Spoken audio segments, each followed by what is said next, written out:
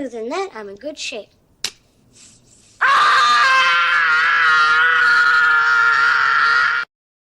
It's Friday. Happy Friday. Lots of news today. Avengers Doomsday. We will react to the trailer, plus loads of reviews. Avatar, Fire and Ash, Housemaid, Queen of Coal, and lots more. So let's go.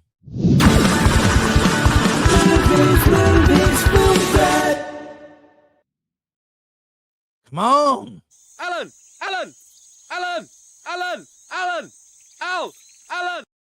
Hey, Merry Christmas. Hey, it is. Oh my God.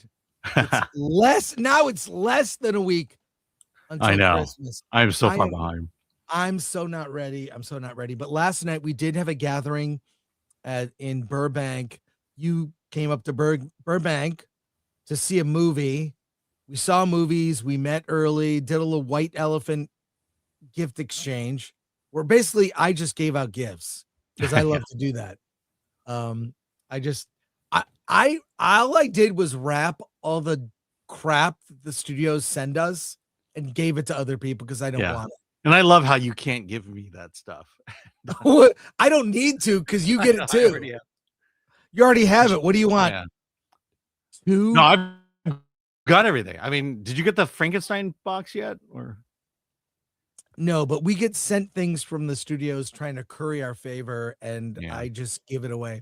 I keep maybe a few things from movies I like, say like Dune, whatnot, but mostly just give it away. And I cleared out a lot of space last night giving away. There were a lot of orange ping pong balls last night. Yes, from Marty Supreme. I don't need those. They're all yours.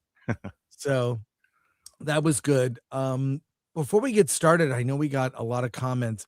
I want to mention we did our Star Trek funeral on Wednesday, a record 8 hours, 41 minutes live stream. Shout out to Angry Badger, my friend Darren Doctorman, who stuck around a lot, RMB, Critical Drinker, Gary from Nerdrotic, all the friends on YouTube that came out to hang with us. Badger was there the whole time too, and Darren Doctorman was a big hit. People really liked him. But one of the things we forgot to do, even in the 8 hours, I thought we're going to run out of material. It's going to be difficult. So we didn't show the fan eulogies. So here's what we're going to do. Next year, upon release of Starfleet Academy, we will do a special episode, probably a Hollywood on the Rocks, where we will show fan eulogies. We'll review Starfleet Academy, and we'll start to roll out clips from the funeral. There are so many good clips we're gonna take, but we're gonna take our time to edit, and we'll roll it out just as Starfleet Academy hits. Yeah, the final nail in the coffin. It will be. I mean, and these fans, you never know. It could be the greatest Star Trek ever. I don't think so, because some clips have leaked, but these fan eulogies are great. I'm gonna give you a little taste of what fans have been rolling out there, and we are going to. This is Stephen Webb on saying goodbye to Star Trek. Here's what he has to say. Good morning. Hi, I'm Steve, and I'm here to pay my respects to Star Trek. Star Trek have been a huge part of my life growing up. I remember rushing home from school to watch the episodes in syndication, watch the animated series during first run, recording the audio, and to see the complete eulogy. Make sure next year we will do a special. We'll do a special episode. Yeah. Where we'll show more of the fan eulogies. Yeah. And in all, by the way, we're preparing for the 9-hour Doctor Who funeral. What should be? Hey, serious question for the chat right now. What is the next funeral? Is it Disney? Is it Marvel? Is it Star Trek? Well, we already did, I mean, not Star Trek. Is it Doctor Who? I think Doctor Who is definitely ripe for a funeral. Yeah, but When I say I ripe, honestly I don't mean know enough rotting. about it to go 9 hours with it. All I know is the early Doctor Who, Tom Mhm. Baker. I like David Tennant, Christopher Eccleston, but I fell off. It sort of went off the rails for me. So I'm a casual Doctor Who fan. If anything, Gary from Neurotic should do a funeral for Doctor Who. Yeah. But who knows? Maybe when Doomsday comes out, we'll do a Marvel funeral. Well, Depending. based on the reaction to the trailer, we may be doing a Marvel funeral sooner than later. Oh no. What are the suggestions in the live chat for a funeral?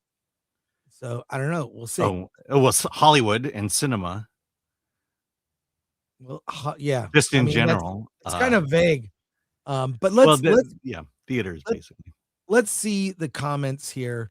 Who's in the chat? We have Trish Page became a YouTube member. Wait, you're already a member. What's going on, Trish? Other ones here, Alan. Yeah. Hey, John Smith. Hail Alan Ng and Chris Gore. Hail the Film Threat community. Hail all. Thank you. Jimmy J. Jackson. Hey, hi all. Summer midday from South America. Thank you. That's Well, right. get ready for Queen of Coal. Yeah, Christmas at the beach too. Keely Chow. Hey everybody. Good morning from Hong Kong. Good early morning from Hong Kong. Hey, that's Also, great. We have Hong Kong viewers. That's awesome. Yeah. That's one place I'd like to visit. Davina Duckworth, funeral hangover. There is, yes. We were feeling it. Chicken wing for $4.99. Film Threat is exactly what I needed today. Hail fellas. Hail, chicken wing. Appreciate you. D Goodhart. Good morning, folks. Last night I saw Chris Gore on an old episode of the A&E series Shipping Wars. Just curious if still has those items that were shipped to him. It was a fun show. Yes. That was actually my older apartment in Pasadena. They offered me a guest appearance fee if I would accept delivery of these items. Now, I can just tell you that the entire thing was staged. I was paid $500. I don't have a Han and Carbonite. I don't have room for it. Even if they had given it to me, I wouldn't have kept it. They also gave me an emperor sitting on the throne. And they told me that the guy, I'd never watched the show. They told me that the guy that was making the deliveries would be an asshole to me and just to go with it, which I did. So I had fun. Yeah. I had fun. So I was literally just a guest on the show, and they paid me an appearance fee, and so it was fun. So technically they shipped it to you. It was a total piece of shit. Wow. And from Lord Thoth, like, share, subscribe, hit that bell for notifications, sign up as a member, join us on X, Discord, Rumble, and Instagram. Buy our merch, shop.filmthread.com, and Merry Christmas. Yay, Merry Christmas to you. Hey, we have our Avatar shirt. Look, I got last night at my screening a lenticular badge. Check that out. They gave it out to everyone seeing it at the Dolby Digital. But we have our papyrus font shirts, holiday shirts. We will be those are available until the end of the year. Our final frontier, it's dead, Jim, a funeral for a franchise. Those are available. And our award this collection, the Oscars can suck it. So go to shop.filmthreat.com for all your Film Threat shopping needs. Thank you. And another soup here.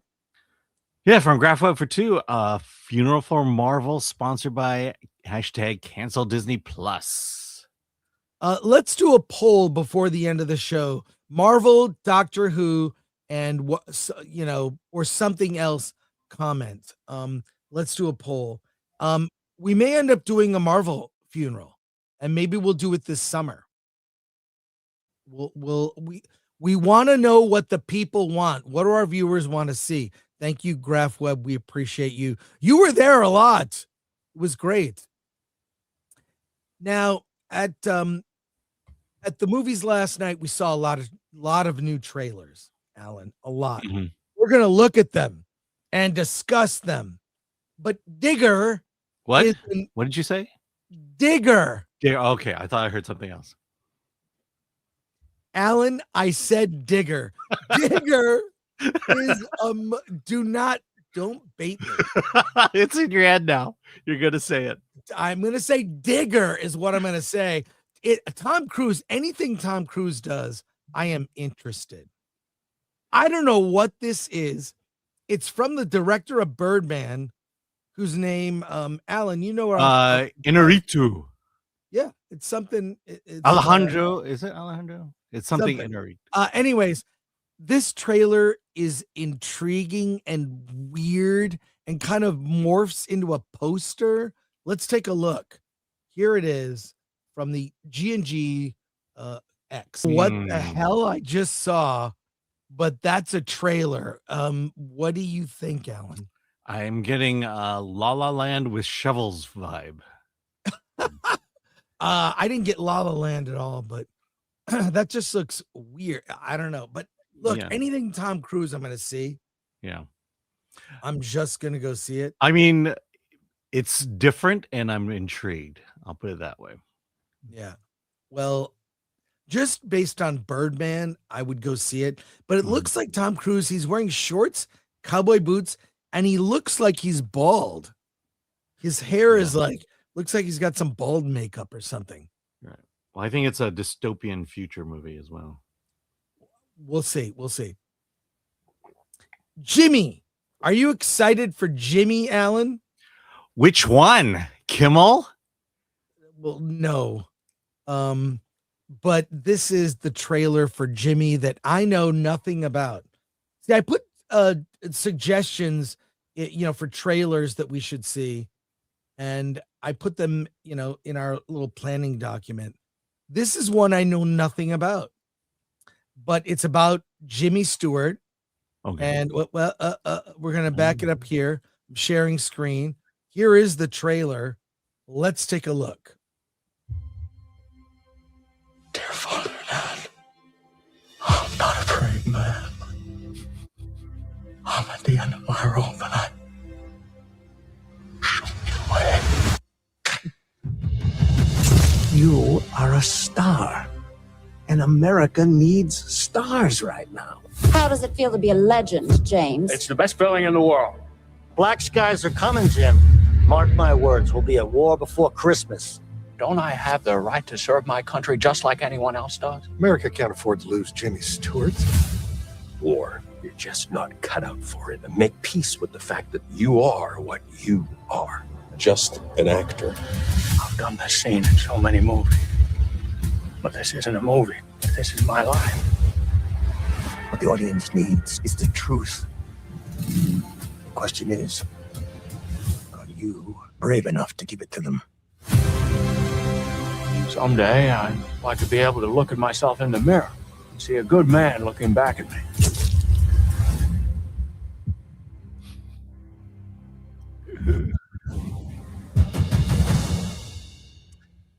Well, it's coming to theaters November 6, 2026. I don't know. It looks like a TCM kind of made for cable movie or made for TV. Doesn't it look movie, like every streaming. biopic you've ever seen? Yeah. But I love Jimmy Stewart. It's a Wonderful Life is a must watch during the holidays. The guy seems good as Jimmy Stewart. I'd rather see a documentary. Honestly, I'd rather see a documentary about Jimmy Stewart. This just makes me want to watch It's a Wonderful Life. Yeah. So It stars Archie from Riverdale, KJ Apa, as Jimmy Okay. Stewart. Yeah. Well, look, it's in theaters, so I'm sure I'm going to see it. Yeah. But I don't know. There's something about it that seemed kind of cheesy to me. Yeah, like I said, it just feels like every biopic I've ever seen. It's the standard. Then this happened, then this happened, then this happened. Right. Remember that pivotal moment in Jimmy Stewart's life? Well, here it is, Right. recreated. Like a highlights. Yep. This trailer debuted and no one knows about this movie. I heard about the Sheep Detectives, just a description. It's the weirdest thing I read this description. I said, this is on my must-see list. Had you heard of this movie?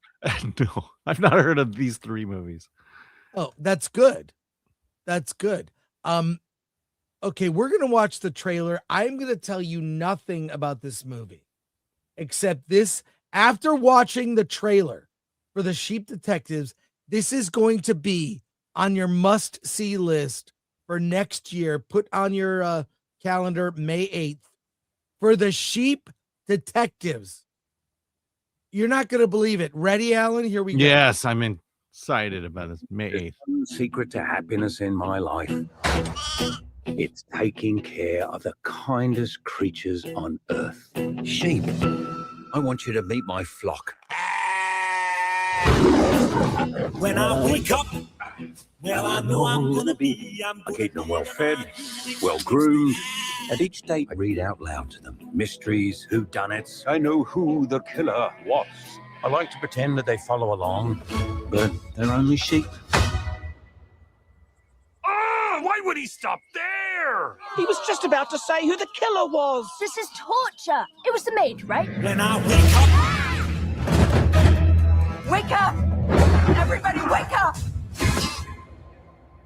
We found George on the grass, and he's not moving. what? Lily, tell us what to do. Our shepherd was murdered, and we shall solve the crime. George was visited by someone he knew well enough to offer a drink. Not much of a story for you, I'm afraid. Unless there's anything out of the ordinary. The policeman is completely hopeless. We need to help him. You think you're brave enough to leave home? We're not scared. What is that? I think it's the road. But what is it made of? Well, not grass, I can tell you that. Are you coming? For George? For George. Officer Derry, I am George Hardy's lawyer. He wrote a will. In the nighttime stories, the people in the will are always the suspects. That man had nothing. Well, actually, there is $30 million. And we have our motive. We need to look for clues. Stand back! I am, after all, a sheep detective. You killed George. What are they hiding? What if I can't solve it? I've read you dozens of these stories. They follow very simple rules. Look, a clue. Every time something happens with this case, That's my hat. there they are. A clue. Thank you all. Sheep can do things. In fact, we can do anything. I want to bash it. I want to bash it so bad.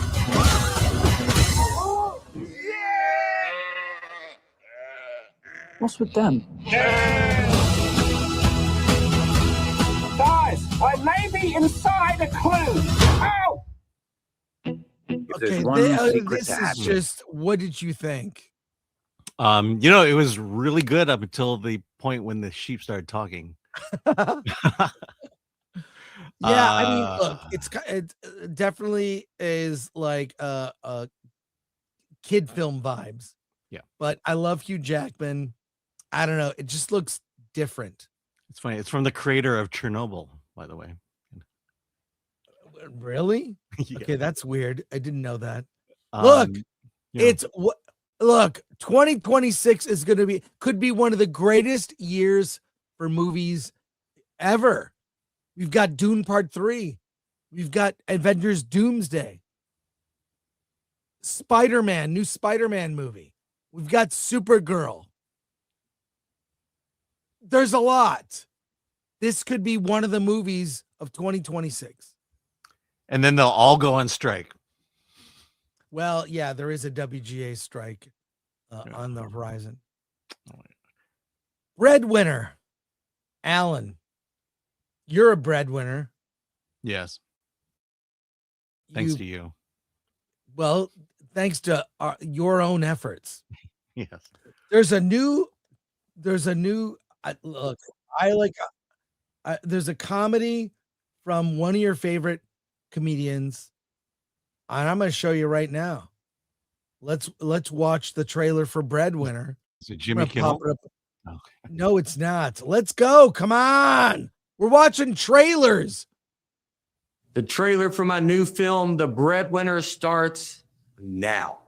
Moms have a million things going on. That's why I invented the Star Minder. I really think you might have something. I'm going to give you an offer. Running a company is a 24/7 job. What about your husband? Could he take care of the kids? Nate? Wait a second, is he here? Yes. Yeah, bring him in. We are moving. We're moving. Yeah. Here he comes. What, are you kidding? Are you eating a donut? Still garbage can You up there. can finish it. No, it's wrong. I'm out of here. I'm out. I'm out. Your wife is having the moment of her life and you're stuffing your face? You're a bozo. I thought, are you allowed to talk if you're already out? Lori thinks I might have something, but are you sure you can handle this? I'm the top salesman at the dealership. I think I can handle a month alone with the girls. You act like I'm gonna blow the house up. Bye. Dad, the front door is locked. There's a window in the back. We'll crawl through that. This isn't the 1950s. Dad stay home all the time. This is not gonna go well. Dad, you're going the wrong way. To your school. To any of our schools. You don't know where our schools are? I'm not going wrong. What? No, give me the phone. Hang on. Hi, what's up? What's going on here? Your wife had called you to replace your roof. You're hired. Really? I'm going to just make a call. I called all the top-rated places. I also called this guy because his bid was so low, I thought I could use it against the others. Who did you go with? One of the real good ones.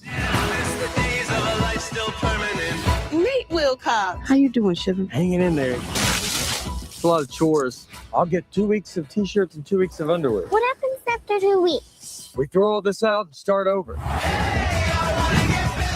Hi. I wanted to check and see how you were doing. Yeah, great. Sir, Sorry. this is spelling bee. Really great. The most great. She makes it look so easy, but it's so hard. This has the potential to change all of our lives. Trust me, I'm not going to let your dream die.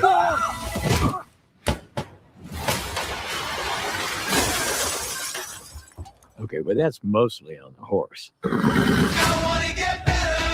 Okay, are we ready? Oh, no. It's just a little wax. Wait, are you filming? Action!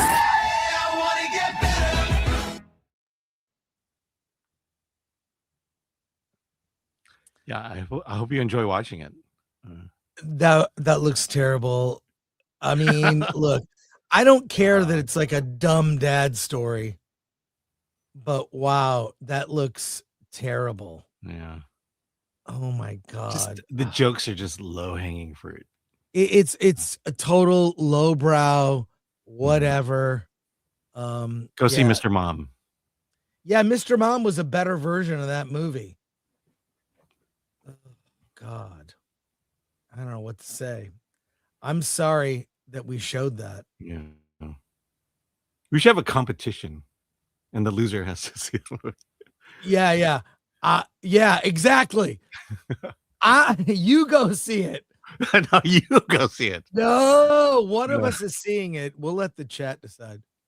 The first one who can't say the word digger has to go see it.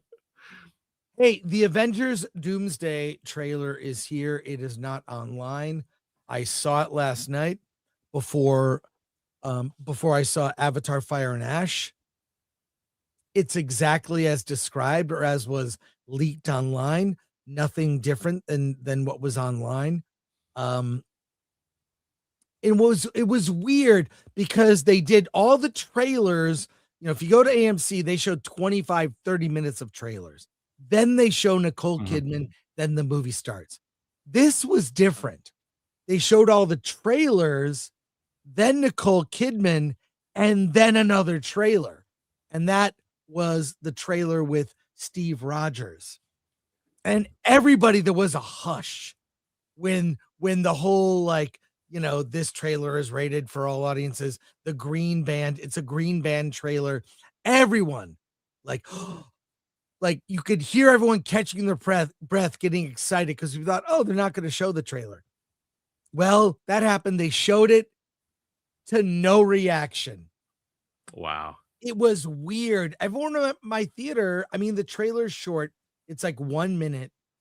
It's a teaser of Steve Rogers, someone coming up to Steve Rogers' residence, and he's holding a baby. He's back in the 40s, 50s, whatever. And it just says Steve Rogers will return in Avengers Doomsday. That's all, folks. That was it? And How there long- are how that long was was it. this trailer? Like a minute or even under a minute. It was very short. Steve Rogers will return. I'm told there will be another trailer next week with Thor. And I assume it'll say Thor will return. Wasn't he announced? And I'm sure there'll be another trailer that will be about another character, and that character will return. And then there'll be another trailer, and then maybe we'll get to see Dr. Doom. Now, I was told there were about 25 or 30 different trailers that they created. My feeling is if they're going to do these short tease trailers, here's how you roll these out. You got 30 minutes of trailers at AMC. Do you want people to watch them all? Play the Steve Rogers trailer first, play another trailer, then the Thor trailer, then another trailer, then another Doomsday trailer, then a different trailer, and then another Doomsday trailer. If you have 4 of these trailers, they're all short and they connect somehow, show them all at once. The audience was underwhelmed. I was in a 100% full Dolby Digital theater at AMC Burbank 16, and no one clapped. No one got excited. They got excited at what they were about to see, and everyone, and not just whelmed, underwhelmed. I don't know. For those of you who've seen the trailer also, I'm sure people in the chat have seen it. I don't know what you thought. Please post your comments.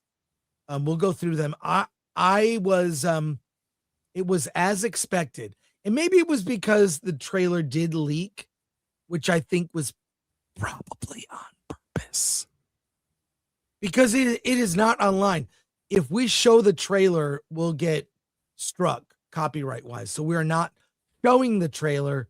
You can find it other places. Once it is released by Marvel, Disney, we will actually show the trailer.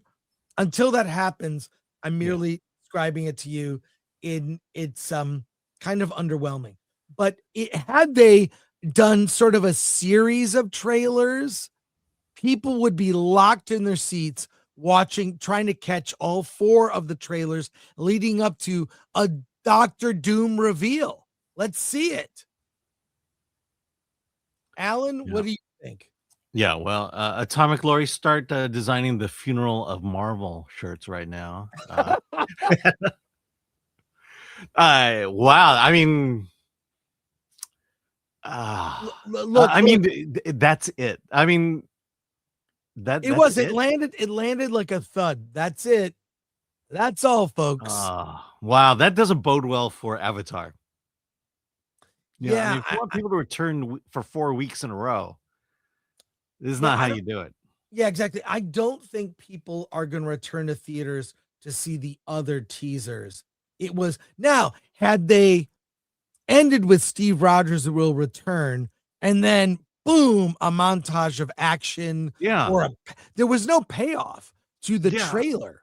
I mean, It people they think that just showing Steve Rogers will get people excited. No, you know, just having him walk with the baby or something. No, you want to see him as Cap. You want to see him doing some Cap thing. You can even, and it's not hard to do that if you're just gonna go with that 30-second teaser. It's still not that hard to do. But again, we're back to comedy Marvel. You know, funny Marvel. Well, no, it wasn't funny. There was nothing funny about it at all. It's just, I'm just saying it there was no payoff to the trailer. It was underwhelming. This is I mean, look, this has to be one of the best trailers ever. It wasn't.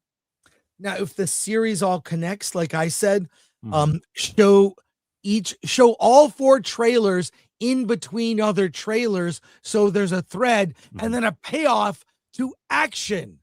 Maybe that's what they're leading to. But rolling these out 4 weeks in a row, it may or may not impact the box office for the new Avatar movie. But I'll tell you, it's a disappointing debut for what should be a movie that would reinvigorate the Marvel franchise. It's we know it's in trouble. We know it's in trouble because they brought back Steve Rogers, who retired. They have a new Captain America. There's controversy about Anthony Mackie Captain America being supplanted now by, I would say, Captain America. I love Sam Wilson, the character of Falcon. You like love Falcon, that character. Sam Wilson becoming Cap. And I guarantee you, too, they will never refer to Captain America as Captain America. It was Steve Rogers will return, not Captain America. They call the Sam Wilson Captain America, but Steve Rogers is Cap. It's a middle name. It's a mantle he gave up. So what's the one job of all trailers? To make you want to see the movie. I mean, they've lost the script. Well, look, it is really early to promote this film, so I'll give them credit for holding. No, but you back. still have to get people excited to see your movie. Right. But ultimately, a disappointing trailer. And I think the next one will be the same. It's going to be Thor. It'll be Thor. Thor. Well, the third one, look, I know nothing about nothing. But could Black Widow come back for the third one? No, she's not. Anyways, you don't know. Look, and I know a lot of info that's been talked about, but these are decisions that are made at the last minute. And no, because you announced this 3 weeks ago. I talked about the very credible rumor that I heard about I heard 3 trailers. Right. Now it's 4. But we'll see. I hope it leads to something. It has to lead to something. A reveal of Dr. Doom, or some action, or a line of dialogue. There wasn't one line of dialogue. Like, give us something. It was a tease, and a disappointing tease, for sure. Let's go to comments, and there are a lot. Wow. Matthew Hammond for 2. Doctor Who clue. Discuss who killed it. Where? How? Yeah. Doctor Who funeral. We might just do that to get it out of the way. It's no one would debate. I know. Thank you, Matthew Hammond. Yeah, but I don't know that we could go 9 hours with Doctor Who. Oh, we could. Call sign Alucard for 199. Do funeral for Hollywood during the next strike. Oh, that's a great idea. Remember this idea. Yes. And he paid us for the idea. Yeah. Thank you, call sign Alucard. All right. The Chicago box for 1999. Thank you. Watched It's a Wonderful Life with the family last night. The kids loved it so much. It holds up so good. Yeah. Yeah. Did you ever see the female remake of it? I think it was made for like TCM or Hallmark Channel or something. It was a female remake of It's a Wonderful Life, and it's god awful. But Atomic Glory, please find the trailer. I will show this at the end. I mean, all the main roles were You will not believe this was even made. It's the female version of It's a Wonderful Life. It's the worst. It's god awful. Thank you, the Chicago box. Appreciate you. Because TCM has so much money to spend. FX Star for 2. Old McLogan had a farm. You gotta sing it. Old McLogan had a farm. Come on, sing it. E-I-E-I-O. Matthew Hammond for 2. Why were Ray and Walk the Line biopics good? I don't. What makes them good? I'm curious. Not going through their entire life, picking a segment and just focusing on that. Even the Dylan biopic was good because it just dealt with a certain period, Right. A certain moment, a defining moment that launched his career. Yeah, I have to go watch those movies again. It's not like and you those can't are make a both- good movie under the traditional structure. It's just everybody follows that structure, and if you're going to be good, you've got to either be the best at it or you've got to redefine it. Yeah. Okay, I have some breaking news information here. Sorry, we're gonna thank you, Matthew. Star Trek is Appreciate it. dead. No. Let's take a look. The results of the poll, what funeral is next? Doctor Who 45%, Marvel 28%, Hollywood 27%. We will do all of them. We will do all of those funerals. Probably Assuming. Doctor Who. We'll do Doctor Who, Hollywood during the strike, and Marvel we'll figure out. Maybe Marvel will do right before Endgame comes out. I don't know. Or not Endgame. What am I saying? Doomsday. Yeah, I have concerns now. After seeing that trailer, I have serious concerns.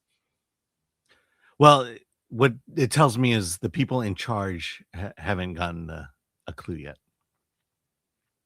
Geek True 64, who was part of our funeral, Avatar runtime is scarring my friends. Avatar runtime is scaring my friends from theaters. Yeah, everyone going to see Avatar last night was dreading it. Dreading it. Thanks, Geek Truth. Jean Hu gifted 5 Film Thread memberships. Thank you. Thank you. Thank you, Sean Hu. The Skeleton King for 2. AMC Burbank is usually super interactive too.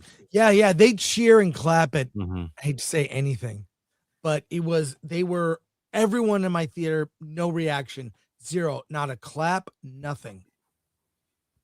Yeah, I'm trying to figure out where I'm going to watch it tonight. Autocoder for 5. I was a projectionist back in the day. This talk of crazy trailer packs gives me PTSD. We had to splice all of them. Oh, wow. Back in the day when there were prints, now so few theaters show actual film prints. Well, they're not equipped anymore. Right. The Immortal Remus for $1.99. My 2 favorite teaser trailers, T2 and GoldenEye. Yes. The Eurasian Cajun, remember, for 1 month. How much do you think they're paying Evans to come back? A King's Ransom. I mean, it's a lot. They're paying him a lot. This movie will mostly be shot on green screen or in a studio. Yeah, I feel like half the budget is cast salaries. Yeah. Jeff Romatics for 2. What did y'all think of the Jimmy trailer? Jimmy Stewart. It was okay. It was okay. Did not love it. It looks. I gotta be honest. I think it kind of looked like an SNL sketch. Yeah, that's what I was gonna say. That I'm watching a movie about a guy doing an impression of Jimmy Stewart. Yeah. JWT for 5. Fitting Marvel isn't dead yet, just in hospice. Yeah. Yeah, it's not dead, Well, no, but it's Jimmy. on life support. Some non-soup comments we thought were interesting. Let's get to those. Patrick Lemire, Jimmy Stewart was the real cat in America. He had to lie about his weight to get in and had to fight his studio to get in real combat. Wow. That's right. It's probably all in the movie. Portland, how will Steve Rogers return without mucking up the happy ending of Endgame? It will. Well, it's because when he arrives at the end of Endgame, all the events of Doomsday have already happened. Does that make sense? This is my prediction that he has experienced everything and he's giving up the shield and he got his shield back. So what you're going to see. So Endgame is really the end of Doomsday. Does that make sense? Logic. That's how time travel works. Honestly, I hope that's completely wrong. Okay. But I feel like it could be right. But it's what I hate about these multiple timeline stories. I am become deaf destroyer of words. I've heard more cheers during my prostate exam than in that trailer. The Chicago box, the shield went black, but now the cap wants it back. Huh? That's right. That's right. Alan, we have to show this. Okay. We had to show this. Oh my God. A lot of people don't even know that this happened.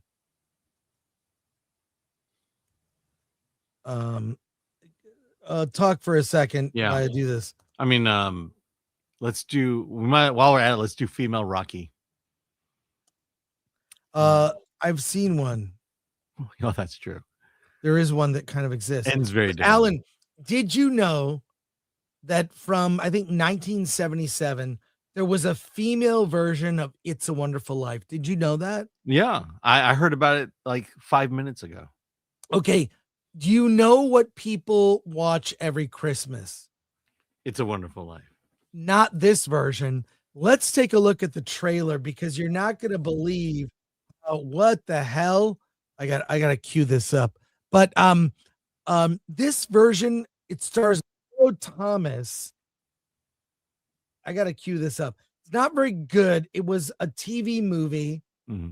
Let me show the trailer only because no, first of all, people are not going to believe it. A female version of this, a female version of that. They've been doing this for a while. 1977. You never remember these versions. You never will remember these versions. They're always subpar. Original is always best in rare cases. Let's take a look at the trailer for it's called It Happened One Christmas. But here we go.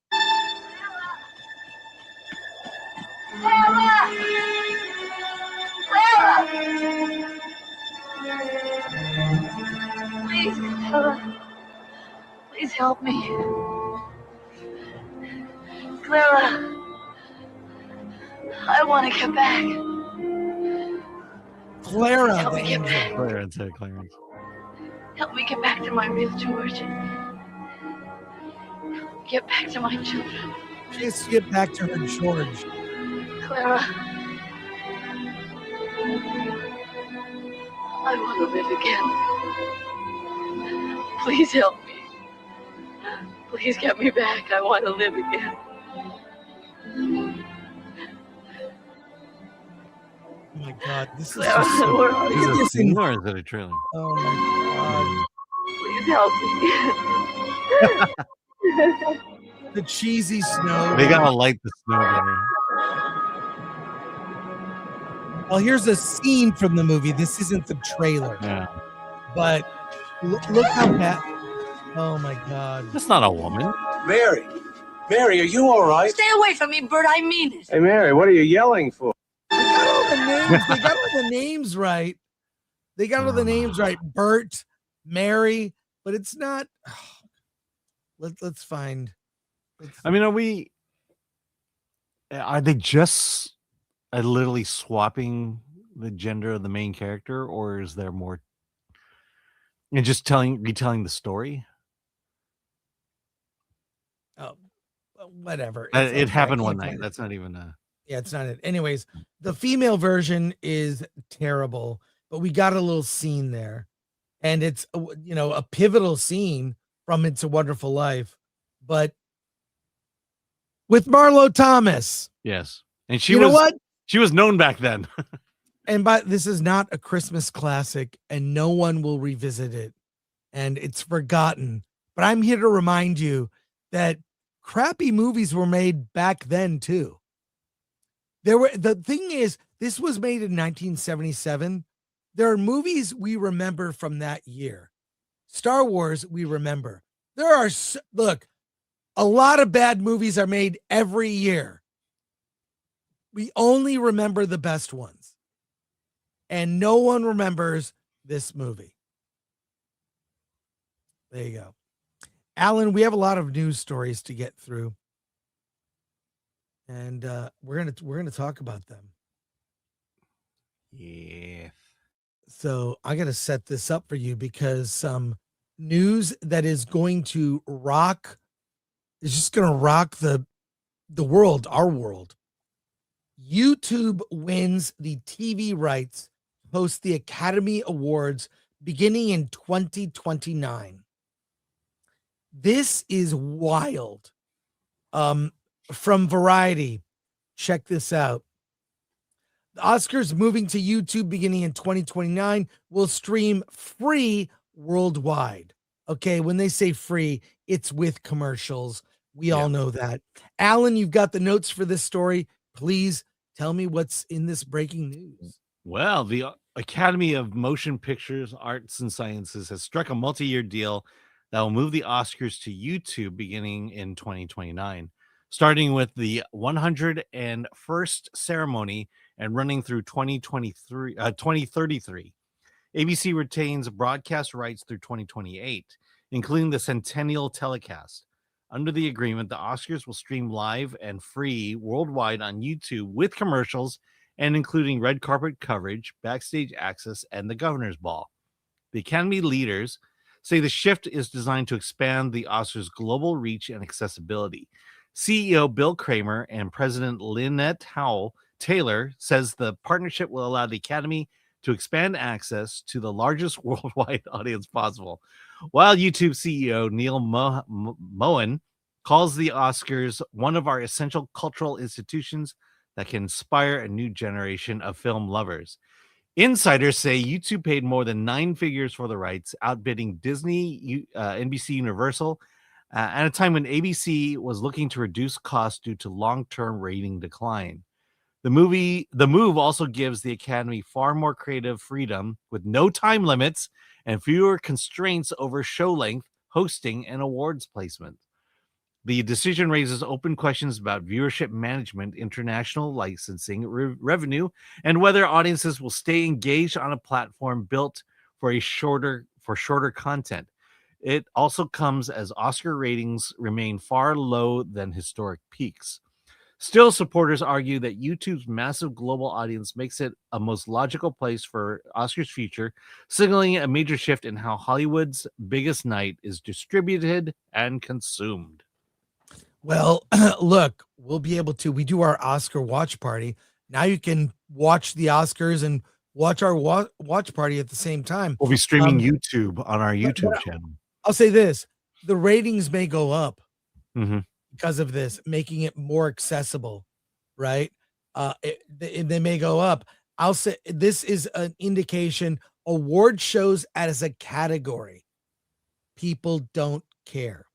They have, when you see the Oscars ratings, they keep just dipping and dipping and dipping, and this is the result. This is what you get. I think if actors and actresses continue to be preachy, and no matter how many more sober-minded voices come out and just say, let's just talk about the work, let's talk about the movies, let's talk about entertainment. It doesn't matter. There's still those outspoken voices. Amanda Seyfried, which she's in a film we're going to review today, came out and made some comments about Charlie Kirk that were unnecessary and unforced error. Just, it didn't need to be said. We don't care what her opinion is about that. But somehow she felt compelled to say something. We don't need it. I think this is the result of that. People have rejected Hollywood, along with rejecting experts telling us how to live our lives. It's sad. I love the Oscars. For me, the Oscars was like I've watched it since I was a kid. I've never missed it. It's an event. I love watching it. I've gone to Oscar parties. I participated in Oscar pools. Never miss it. Never miss it. And it's sad to see it go this way. And again, completely unnecessary. There are a lot of reasons for that. We'll discuss those. I have theories, but for right now, this is about the category of this type of entertainment is people don't care. I mean, there's a reason. You know what was big in the 70s that you don't see anymore? Variety shows. Donnie and Marie. There was Sonny and Cher. Variety shows. The Smothers Brothers. I grew up on variety shows. They were awful, but they were fun. It was a combination of music, comedy, bits, stand-up, talking to the audience. Music. Musical guests. Yeah. It was variety shows, dominated the 70s, kind of lived on in the 80s and died off as a genre. Award shows are dying as a genre, and this is the nail in the coffin. The Oscars will still exist, and now they can go 8 hours. Make it, there's no running time necessary. It's not on network TV, but you know, YouTube has the NFL. Now they're going after big award shows. This is the way of the future. Any comments about this, Alan? Yeah, I think we're gonna do a funeral for television. This is, you know, everything's moving to Netflix, moving to now YouTube. People watch YouTube on their television. They don't watch television on their television. It's, you know, no one talks about ABC, CBS, NBC anymore because they're irrelevant, and it's just a matter of time before it all goes away. And it's all streaming, it's all on demand. And you know, Oscars moving. Honestly, this is the best move forward for the Oscars to go on YouTube, because they're just gonna languish away on television if they stay with ABC or any of the other networks. And it's a great move, but it's a sad move at the same time. I've got a lot more news stories today that we need to get to, and they're important. So let's actually get to these. Lucasfilm president Kathleen Kennedy to be honored. What did I say? That she would retire after she got a big win? Look, she's looking for a big win, folks. Well, here's the story from Deadline. Let me put it up here. Lucasfilm's Kathleen Kennedy to be honored at the 2026 MPSE Golden Reel Awards. Have you ever heard of that? Nope. Well, But it exists. what a fitting honor for Kathleen. What a fitting honor. Here she is. Alan, give me the crux of the story here. All right. Well, the MPSC Golden Reel Awards honors Kathleen Kennedy for her career-long appreciation for the role of sound editing in filmmaking. The award recognizes individuals outside the sound community whose work demonstrates a deep understanding of sound's impact on storytelling. As president of Lucasfilm, Kennedy oversees Lucasfilm, ILM, and Skywalker Sound, and has produced or executive produced more than 70 features that together have earned 120 Academy Award nominations and 25 wins. The MPSE president, David Barber, praises Kennedy's influence, saying her work has inspired, supported, and influenced countless filmmakers worldwide, adding that her impact on art and culture will endure for generations. Look, I don't think this is a big win or a big award. It's not the Oscars. Okay. And the fact that she'd even show up, I guess, I don't know. I mean, this is more of it's an inside baseball, an industry specific award. So I don't know that this will be the one to push her over the edge in terms of, you know, retiring, but who knows? What are your thoughts, Alan? I think the big one they will give her an honorary Academy Award at some point. At some point, and I think you know, that'll mark off her retirement. But I got to say that what she did to Star Wars is going to be a blemish on that record, and it's kind of sad. She's being honored for being a woman that really reached a high level in the C-suite in Hollywood, in the executive suite, and her track record of late has been god awful, from the Willow TV series to all the Disney Plus, TV shows. I mean, with the exception of the Mandalorian, which I give more credit to Jon Favreau for. And then the sequel trilogy, the fact that they did not even celebrate the 10th anniversary of The Force Awakens, that says something. Yeah. And these projects she's made late in her career, it's kind of sad. Here's my prediction.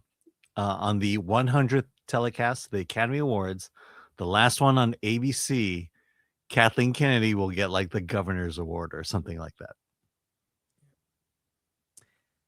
On the last broadcast on ABC.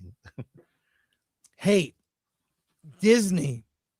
Now, one thing I know about Disney, they don't scrape the bottom of the barrel. They drill through it. Yeah. And now we've learned they're developing a live action Gaston. What is this? Alan, I mean, look, Gaston, by the way, look up viral clips of Gaston from Disneyland. Is it Disneyland or Disney World? There's a guy in character playing Gaston that comments, and he's hilarious. He like roasts guests in character as Gaston. He's hilarious. And I'm sure that kind of came from that. That had to be inspired by that. And there are people who have argued that Gaston is actually the hero of Beauty and the Beast. I've seen arguments for that he's not really a villain. But Alan, tell me what's in this story. All right.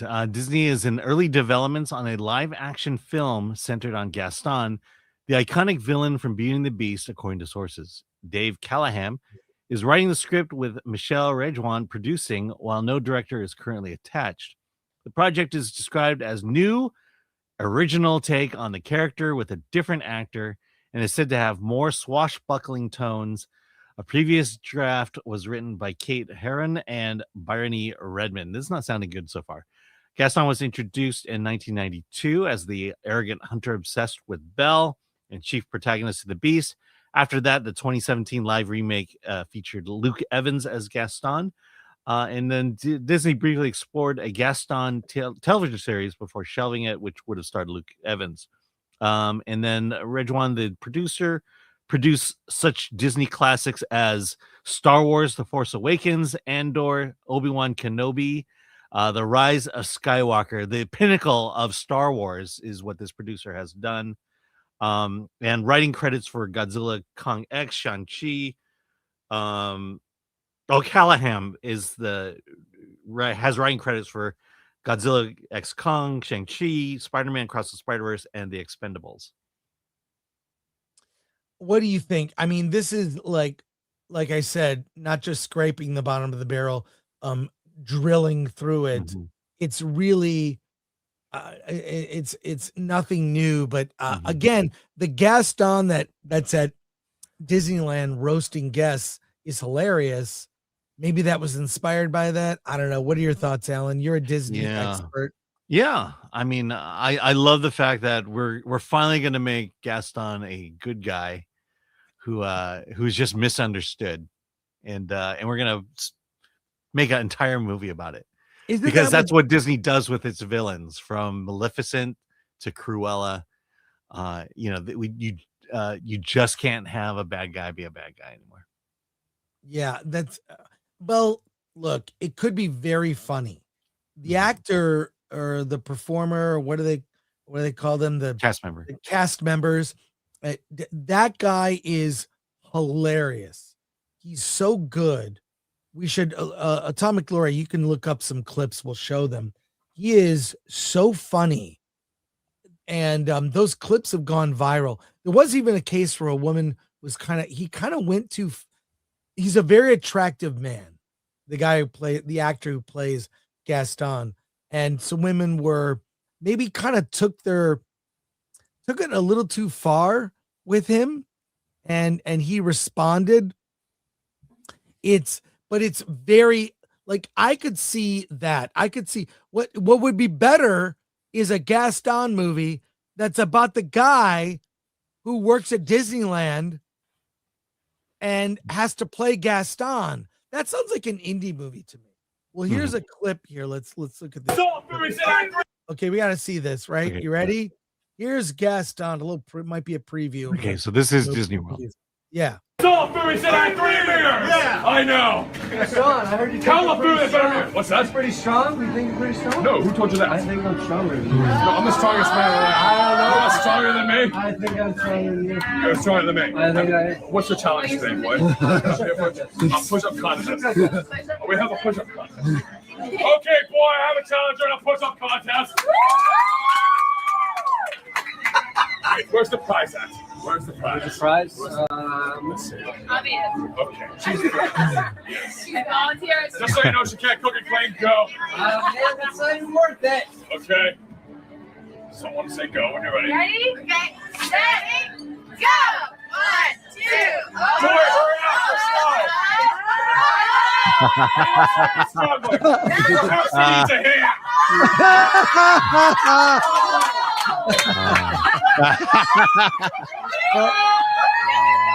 Oh no! Gaston won. He wins the guy's wife. All right, that's there's more clips of that guy online. But you he's know, hilarious. You know, if Disney continues to do what Disney does, what's he gonna do? Because he can't be a misogynist anymore. He can't go there anymore. He should be a misogynist. Yeah. Wait. He should be a bully. He can't have that. I gotta share this. This is a clip of a woman that, look at this. Yep, you're done. Here's children. You're not removed. She touches him. Out. Leave.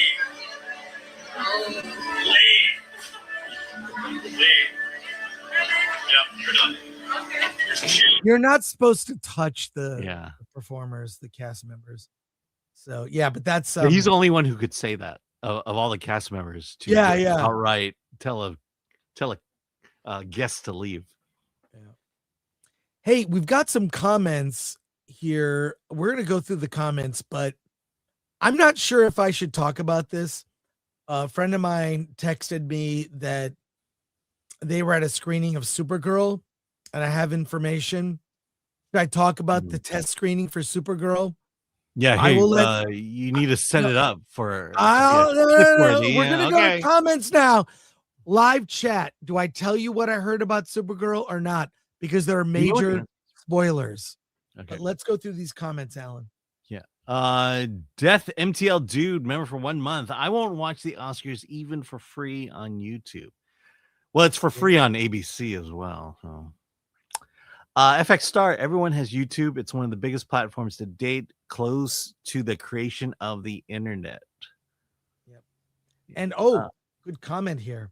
Yeah, the Muppet Show was the best variety show. In fact, I was going to mention that, but they're bringing it back, and it will be a variety show. I love that. I love that idea. I mean, that was probably the best one. It was the best, especially my age. It was the best.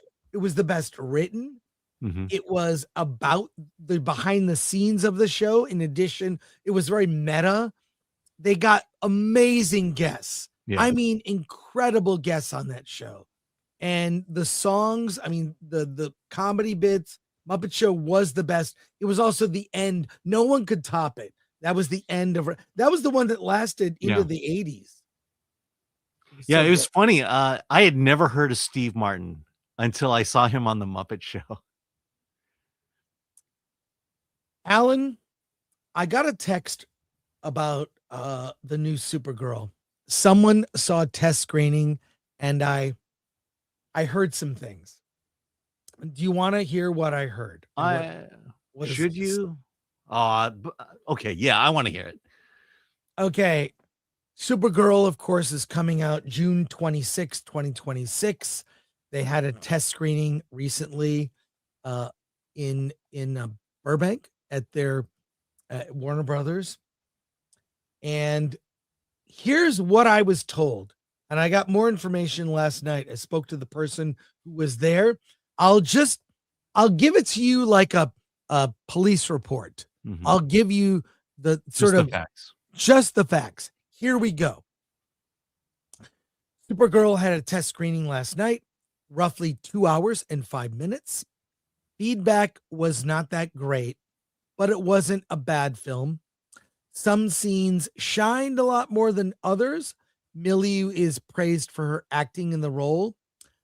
Lobo has 2 fights in the film. Apparently, Jason Momoa is born to play Lobo. He was great. The villain is underwhelming. And this is a big spoiler. Superman is in the movie. David Cornsweet is in the film and fights Lobo. We will see a Lobo Superman face-off. And interesting. That's the basics that were texted to me. I don't think the Superman cameo is much of a surprise considering Supergirl cameoed in Superman, but this person who I spoke to last night was kind of underwhelmed. Like, and what are they going to do to improve it? And again, an underwhelming villain. Where do we know that from? Every Marvel movie. Yeah. You know, with the exception of Thanos, every Marvel villain is introduced, screams a lot, and is defeated by the end of the movie. They're just not. Thanos is the only one that really won. You could say maybe even won in the end. But yeah, so that is the Supergirl test screening, what I got. I know there's more out there. I'm sure more will appear on Reddit. You can confirm what I've told you, but that's what I got. I can get more if I speak to my friend, but that was the broad strokes. Supergirl was not bad, but not great. Kind of reminds me of a movie that preceded it, Superman. Not bad, not great. No. So my guess is reshoots are coming. Well, I mean, 100%. But what do you make of this, Alan? I'm glad to hear that Superman's going to come in and finish the job for her. Yeah. I'm going to get killed for that one. Yeah. Why am I not surprised? But again, I mean, look, if you're seeing a test screening at this stage, you know, you still got at least half a year before it comes out. You know, it is a test screening, and clearly there's work to do, and there'll be reshoots. And yeah, I'd be more interested in test screening 3 months from now. Yeah. But crypto obviously plays a part. We saw in the trailer. Don't know what to say, except I think the reaction to the trailer for Supergirl was pretty lukewarm. And so that matches up with what someone who actually saw the movie, what they think. Yeah. And that cannot be the reaction of the audience when they finally see it. I guess the big question is James Gunn's wife in the movie? I'll find out. I'll find out. I'm going to say yes. Let's go to your comments. Garth Knight Returns. How does Gunn's wife appear in the film? Exactly. How? Clearly you don't read the comments while you're commenting. Ryan Landis is James Gunn's dog, brother, wife / cousin, and accountant in it. I don't CK. know. Does Superman nut punch him? That's kind of what I expect at this point. Yeah. D Goodhead, like Alan said, a trailer is supposed to sell you a movie, and the Supergirl trailer didn't do that at all, at least for me. In fact, it made me think of the Marvels. Ooh, D Goodheart, that's bad. If it makes you think of the Marvels, that's terrible. Well, I hope she visits a musical planet. Yeah. Let's see, Alan. Let's kick off with some reviews. I'm redoing the order here. Okay. If you don't mind. Atomic Lori. We're going to talk about Avatar Fire and Ash, a spoiler review. But let's talk about a movie that you and I both saw. The Housemaid. Housemaid stars Sydney Sweeney. No, it's not. Let's you gotta start pull this those things over. off and then bring them Yeah, back let's up. start this over. Yeah, there you Okay. go. Yeah, I don't know. I don't let. Yeah, you got to keep up. Let me start this over. Alan, you and I saw a movie called The Housemaid last night. It stars Sydney Sweeney as a woman down on her luck. She applies for a job as a housemaid, a live-in housemaid. And Amanda Seyfried plays the matriarch of the household, of a very rich household, by the way. The Winchesters. You've even got a big W on the gate.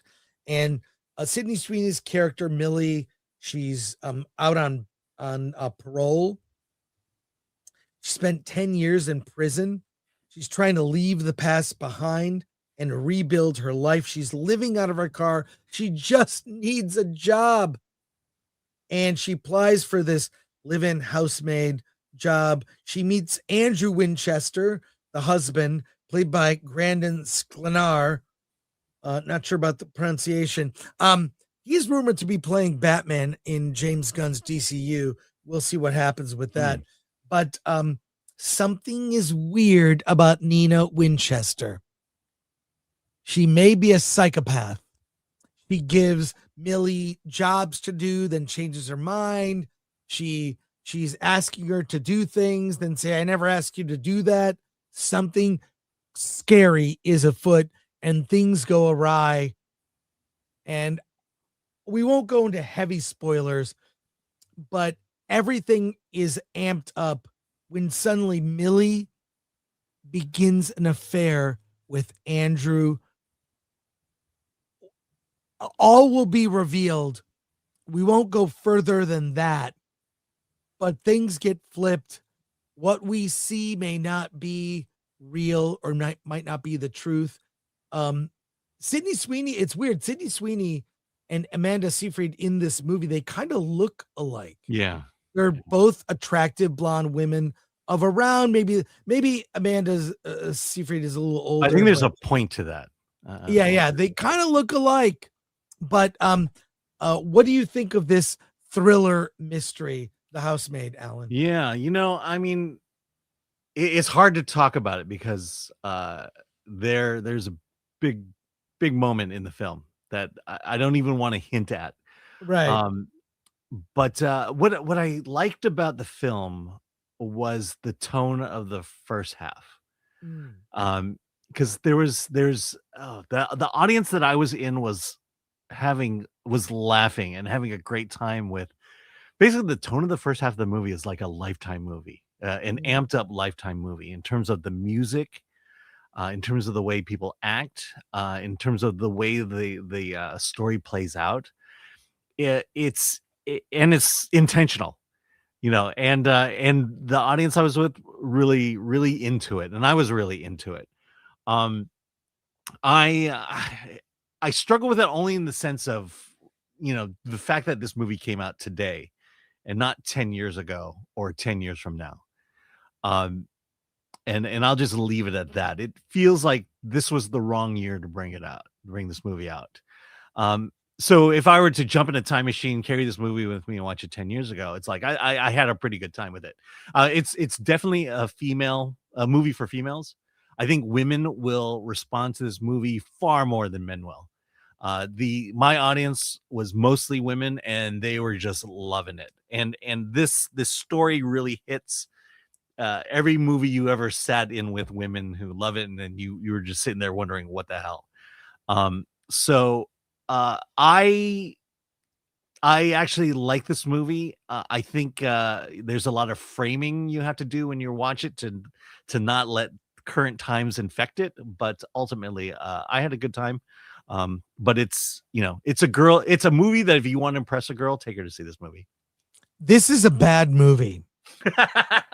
This film, it's a bad movie, but it knows what it is. Mhm. It knows it's a bad movie. It's over the top. Every bad decision is made. There are multiple nude scenes with Sydney Sweeney, even scenes where she's dressed casually, but in a much more sexual way. You know, a lean over, you know, There's a shower scene, I think more than one shower scene, if I recall. And there is there's definitely, they lean into the erotic thriller nature of this, and it's bad and over the top, but it went too over the top with me. With the violence was just way more than was needed. Okay. And the sort of flipping the script in the middle of the movie. Look, there is such a thing as a good bad movie. This could have been it. It was not for me. So I can't believe a movie with Sydney Sweeney nudity I'm not recommending, but I'm not recommending it. It aspired to be a good bad movie, didn't hit the mark for me. Well, what do you think, Alan? Yeah, no, I mean, I liked it for the reasons you didn't like it. Huh. And like I said, you know, I think this year in particular is probably not the right year this should have come out. You know, because you want to watch this movie without letting what's going on in the world kind of influence you and frame the way you view it.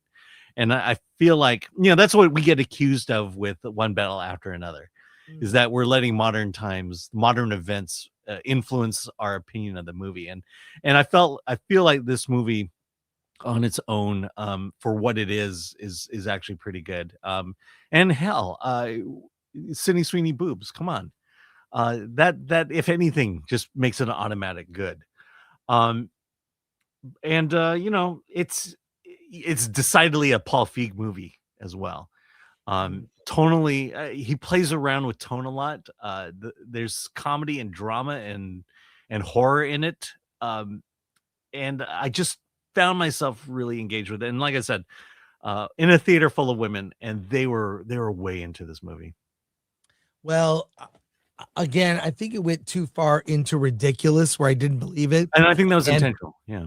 Yeah, but I will say, like, the ending of the movie is I'm not going to reveal it. Okay, it's but so dumb. It is so dumb and unbelievable. Like with oh my god. Yeah, I mean the way they wrap things up was kind of like, oh my god. All right. Yeah, it was utterly stupid. So but it only comprised like 30 seconds of the movie. I can't recommend it. You know what? I would have gone with a good bad movie, but at least make it believable. And it was just too over the top for me. Yeah, I would say if you want to impress a progressive girl, take her to see this movie. Let's go to comments. Kung Fu Hot Dog, member for 19 months. Merry Christmas, men. Watching films at home will be normal. That sadly. is the wave of the future. Yeah. Texifier, The Housemaid is one of my faves of the year. Rated R, 90s style Lifetime movie, yes, with violence, blood, boobs, and a naked Sydney Sweeney. Must see if you love it. Yes, Texifier. Okay, well, like, look, Alan did or love she it. gets it. I don't know. I did not. They get it. There you go. Two opinions. Marcus Pin. Alan was surrounded by women during the Housemaid screening. Oh, you have no idea. I mean, that might have made it, you know what? That might have made it more fun for me. You know, it was funny because in my, you know, the screening was sold out, and I had to pick, you know, these single seats in the middle, and had to walk through an entire row of women, and then sat down next to two women who were like, "Don't touch my popcorn." And, all right, Don Mac 3K. But is it a bad movie or is it a good bad movie? See, I feel like it's a good bad movie. Hey, Alan thinks good bad movie. I say bad movie. Make of it what you will. Alan, you saw David. Yes. And I did not. This is a faith-based animated movie from Angel Studios for Christmas. Tell me about it. Okay. Well, the crux of David is basically we're following the life of David as a young shepherd boy, all the way to his ascension to the throne as the king of Israel. If you know your Bible, it pretty much follows a story. It's a musical as well. Phil Wickham, if you're familiar with Christian music, plays older David, and he also writes a lot of the songs in this movie. Dave, I'm not going to get too far into the life of David because I assume a lot of you. The David and Goliath sequence happens about, it basically ends the first act of the movie. And the reason I bring that up is, this movie, look, I have a master's degree in the Bible and stuff like that. But what I appreciate about this movie is it follows the theme of David, especially the David and Goliath matchup. Because the reality is David didn't kill Goliath, God killed Goliath. And that's kind of the theme of this movie, is that, under his own devices, man will always screw things up. And that's what faith is being led by God to do your things. And that's where it is here is, young David, everyone was afraid to take on Goliath, but God raised a young man, prophesied that he would be king, and then used the slaying of Goliath as proof that this is God's chosen as the king. And then it just plays out through the big conflict is between him and Saul, just like in the Bible. Saul is more concerned about Saul has taken kingly power to heart. He is the king, therefore he speaks for God, and he makes a lot of bad decisions along the way. And David has to kind of come in and be the voice of God to the point where he, bad things happen to David out of jealousy. So in terms of a movie, should you watch this? This is definitely a kid's movie. When I worked at a church, we had a library, church library, and there's a whole row of VHSs and DVDs of biblical stories. This one fits really nicely in there. There's nothing really spectacular about it. And I'll compare it to last year's Angels Studio movie about Charles Dickens telling the story of the birth of Christ. That movie was amazing. I mean, I would tell people to go see that movie. This one is, look, this will be great for you to show in Sunday school. The animation is very good. I like the detail of it. It's getting close to rivaling Disney. And the music is unforgettable. Oh, sorry, it's forgettable. It's unmemorable, forgettable. It's just, here's a theme, follow the light. So we're going to sing a song about follow the light. And then we're going to say over and over again, follow the light, follow the light, follow the light. That's kind of the music in this thing.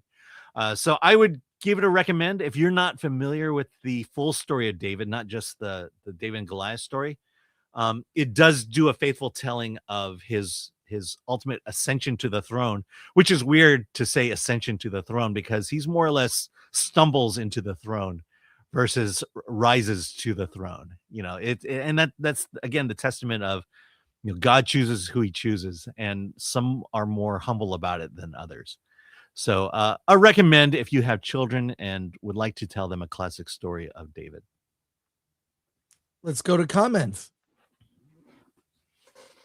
CK, so how do we go from boobs to Bible? Yeah, I want to know how they're going to handle the Bathsheba portion of this story. Oh my God. We're going to get to a spoiler review of Avatar Fire and Ash. We'll make it our last review of the day. I reordered this. Alan, you and I just saw Is This Thing On, which is directed by Bradley Cooper. Written and directed by Bradley Cooper. Written and directed. It stars Laura Dern. And I love this actor, Will Arnett. The voice of Batman, Lego Batman. And it's more like a drama comedy about a marriage on the cusp of divorce. Laura Dern and Will Arnett play Alex and Tess. She's like a former Olympic athlete. He's a guy that just has kind of a boring day job, and the marriage isn't ending because of any specific thing that was done. They're just done. They grew apart. And so Alex leaves the family home to get a small apartment. They have kids together and they share custody. It's kind of a polite divorce because in the beginning they're meeting with friends. Bradley Cooper has a part in the movie where he actually plays. By the way, the term is conscious uncoupling. Yes, conscious uncoupling. There's no like big argument. There's no like, it's how are we gonna do this? How will we tell the kids? You know, it's almost like they're just very polite and respectful about it. Like, yeah, we're kind of done. Let's end it. And Alex isn't. He still is enamored with his wife, but it's like, all right, if that's what you want, and stumbles upon a open mic stand-up, and because he doesn't want to pay the cover charge, he actually just goes and does a little stand-up. And what he starts talking about his life, about separating from his wife, getting a divorce, is he gonna date again? And apparently this is based on a true story, right? So then he makes friends at this comedy club because all his friends are mutual friends, of them as a married couple. So he makes new friends there and starts going and doing stand-up. And guess what? He starts getting really good. He starts, his bits kind of resonate. And by the way, the comedians in this movie are actual real comedians in the film. Not really famous ones either. But if you're a Kill Tony fan and those the mother, yeah, you'll know some who of these comedians. They're not like they're not huge, but they're notable. In any case, I'll tell one thing that's sort of one of the best parts of the movie. Tess goes and has a meeting with a guy that turns out to be kind of a date.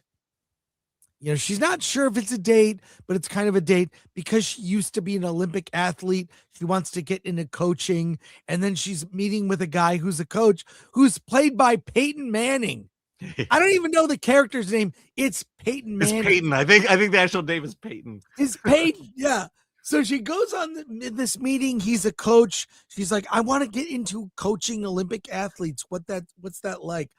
And anyways, on the date, they go to this comedy club where her husband gets up on stage.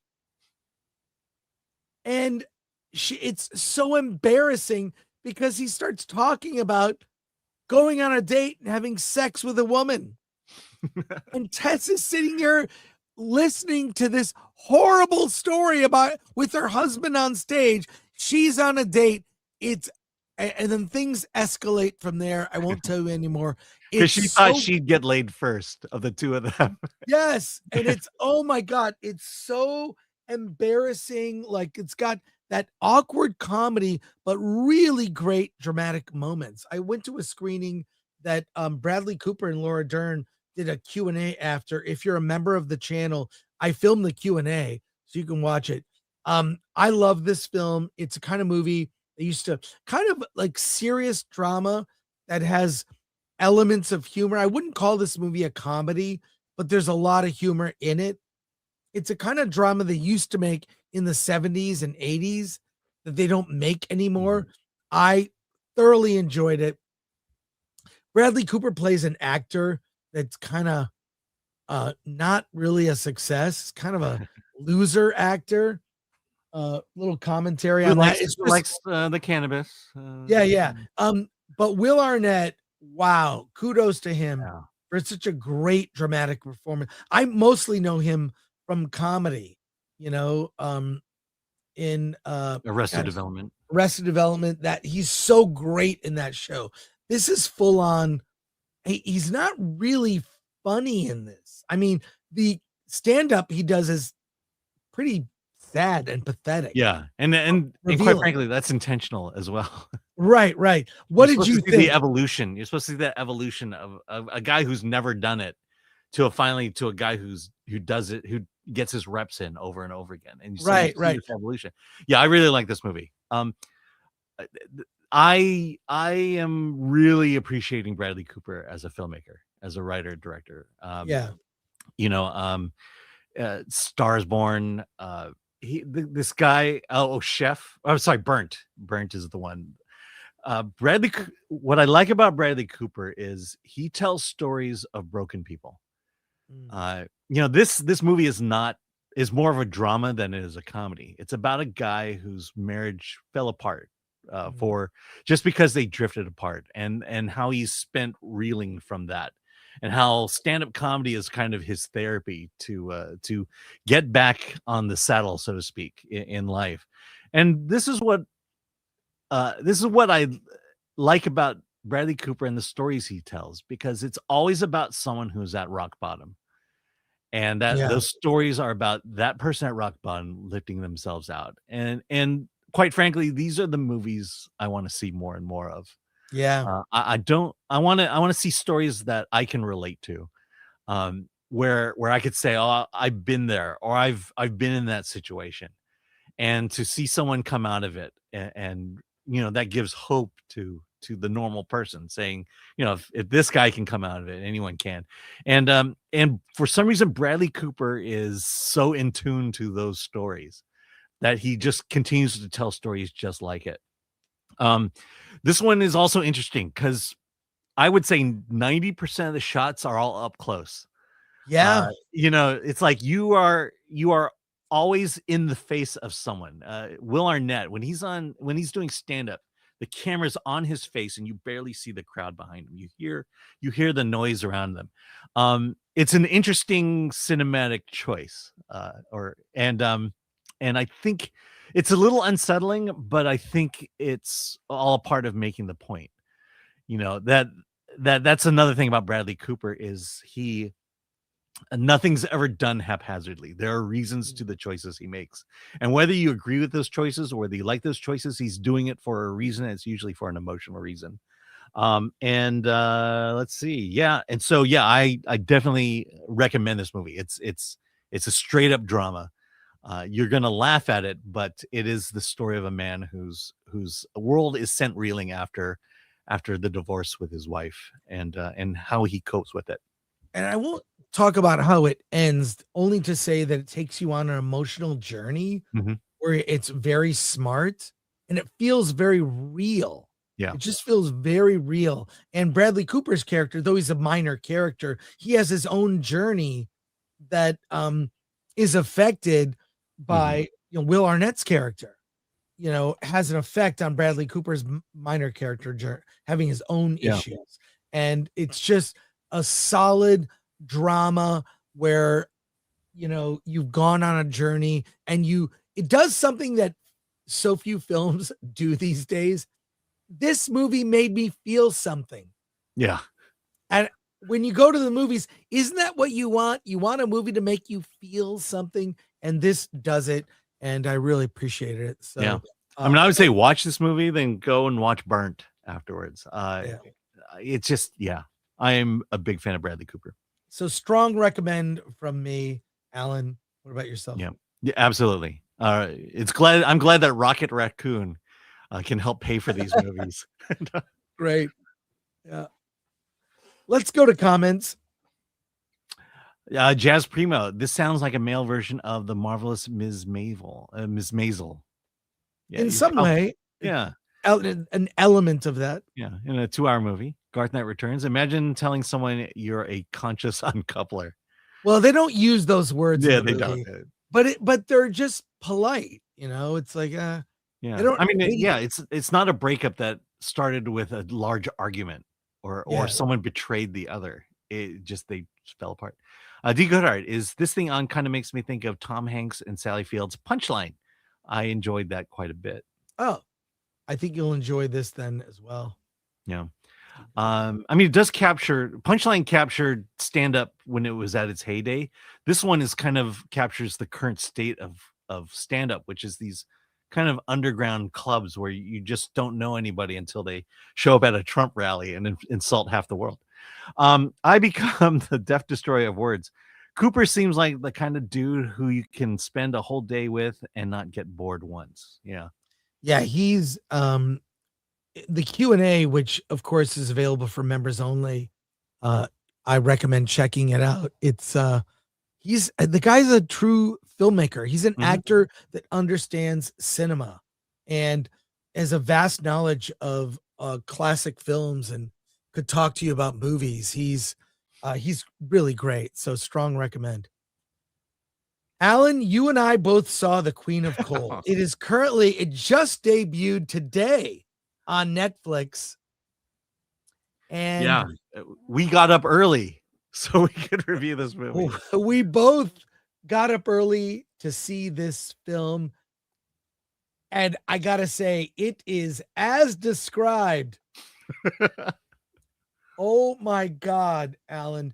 This stars actually Pedro Pascal's brother, who is transgender, plays Carla or Carl or Carlita. Lux Pascal is the star of Queen of Coal. It is based on a true story of a man going through becoming a transgender woman who began working in a coal mine. And the original title what language is this film? I watched it in Patagonia, but I think it's that is one fact I didn't look up. Yeah. And anyways, it's based on the real story of Carlita Rodriguez. The original title was Miss Carbon. Queen of Coal. It really is kind of a standard biopic story.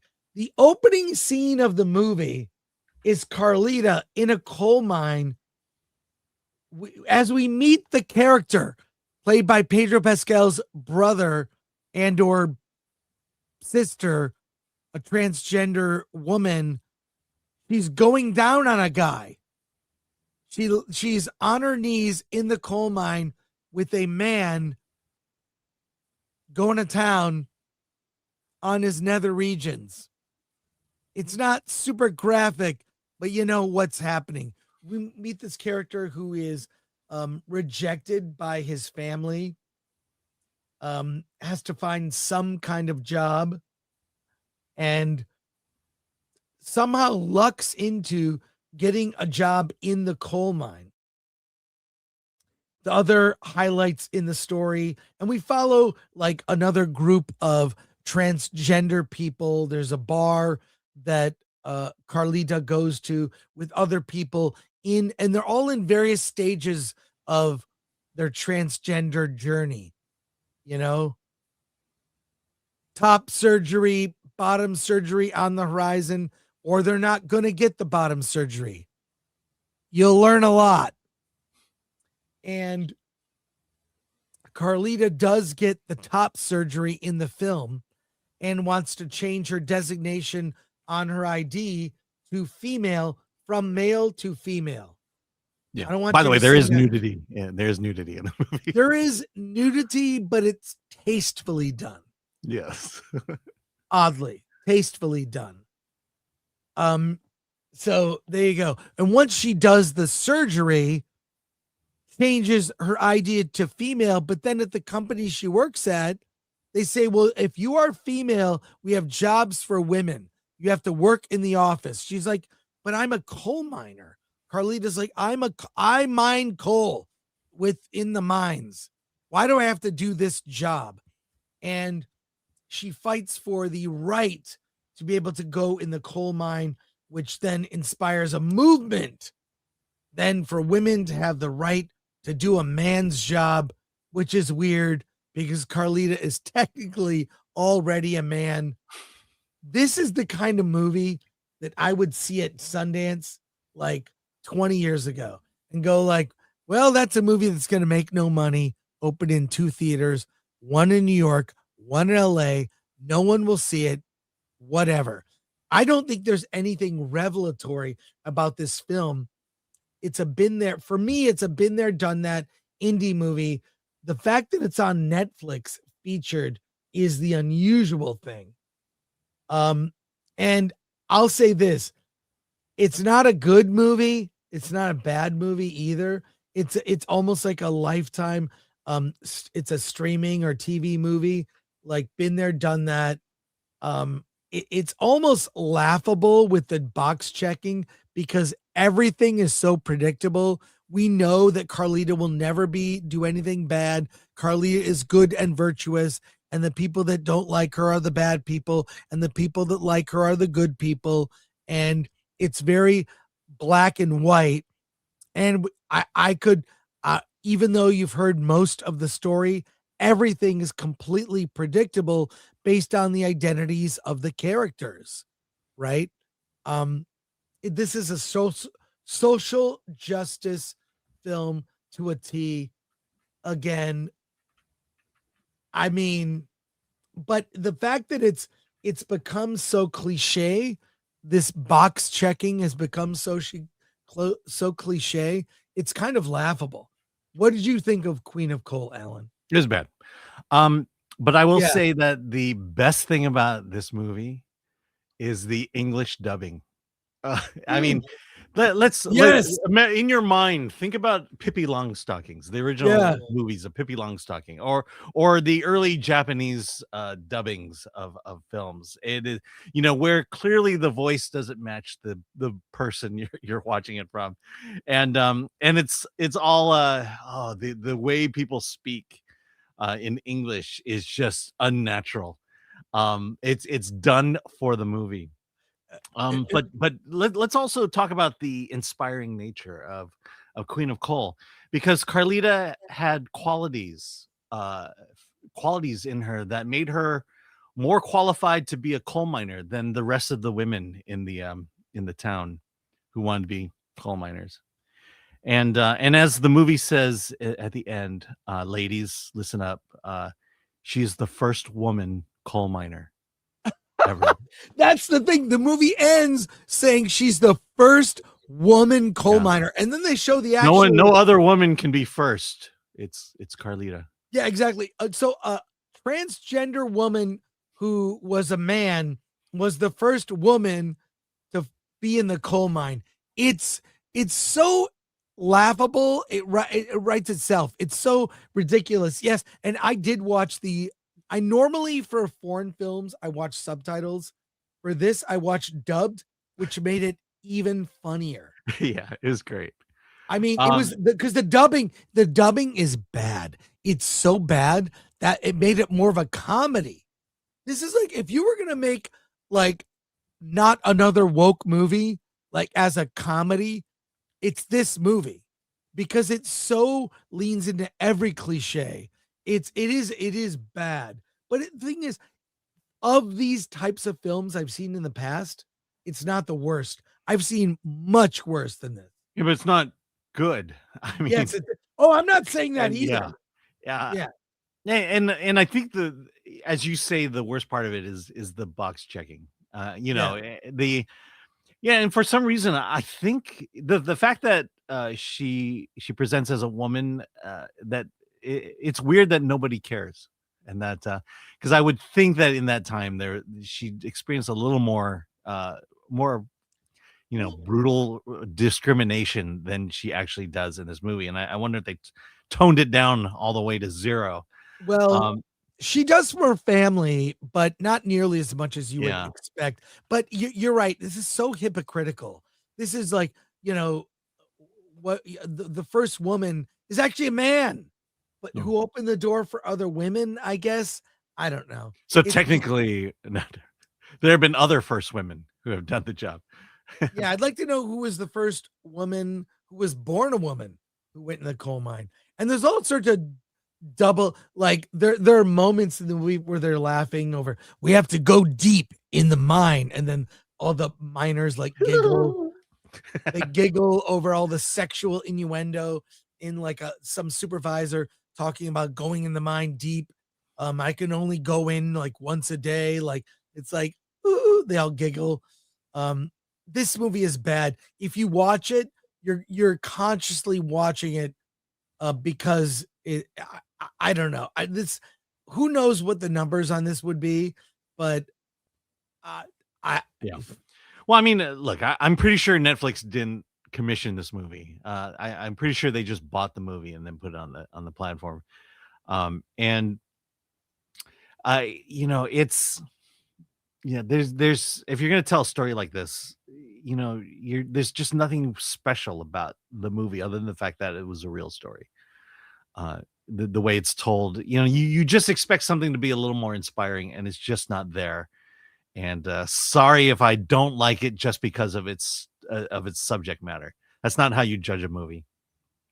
I'd almost rather see a documentary about Lux Pascal than this fictional story.